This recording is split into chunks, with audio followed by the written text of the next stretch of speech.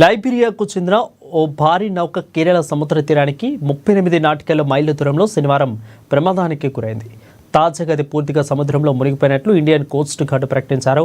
ఈ నౌకలో 640 కంటైనర్లు ఉండగా వాటిలో 13 కంటైనర్లలో ప్రమాదకరమైన రసాయనాలు, 12 కంటైనర్లలో కాల్షియం కార్బైడ్, ఇక మిగిలిన వాటిలో 88.44 మెట్రిక్ టన్నుల డీజిల్, 367.1 మెట్రిక్ టన్నుల ఫర్నిస్ ఆయిల్ ఉన్నట్లు తెలిపింది.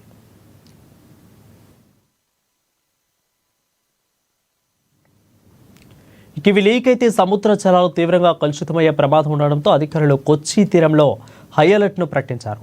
కంటైనర్లను అందులో నుంచి బయటకు వచ్చిన ఇంధనం తీరం వైపుగా వస్తే తాకొద్దని ప్రజలకు కేరళ విపత్తు నిర్వహణ సంస్థ హెచ్చరించింది.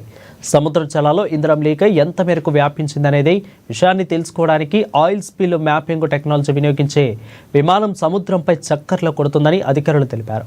ఇక ఈ ఘటన కారణంగా తలెత్తే పర్యావరణ సమస్యలను ఎదుర్కోవడానికి ముందస్తుగా చర్యలు తీసుకుంటున్నామని అన్నారు.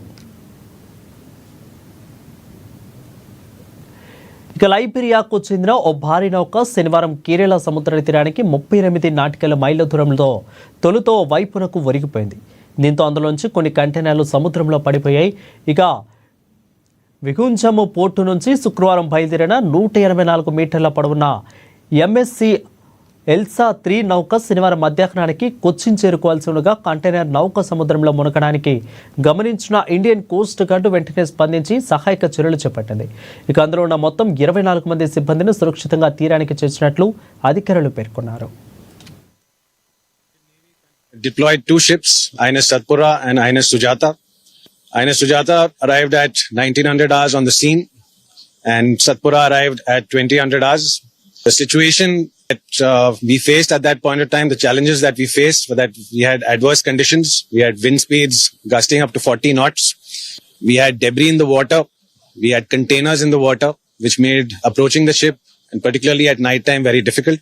In the evening, 21 crew were rescued by ICGS Arnvesh. This morning, the remaining 3 crew, that is the captain, the first engineer, and the second engineer, were rescued. All 3 were administered first aid. They're all safe now. At this point, I'd like to only state that we were prepared for every contingency and we are in the business of saving lives.